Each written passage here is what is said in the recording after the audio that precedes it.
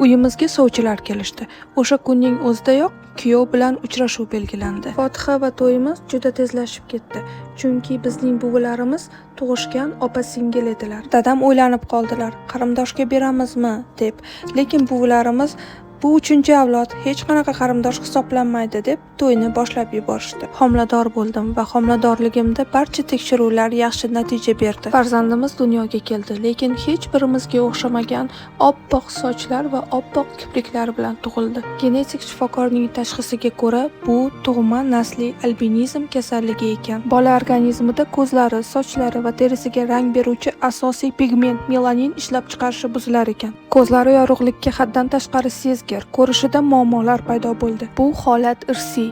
Bola ikki ota-onadan ham zararlangan genni qabul qilgan. Keyingi farzandlarda ham takrorlanish foizi yuqori va albatta genetik shifokor bilan homiladorlikni rejalashtiriladi.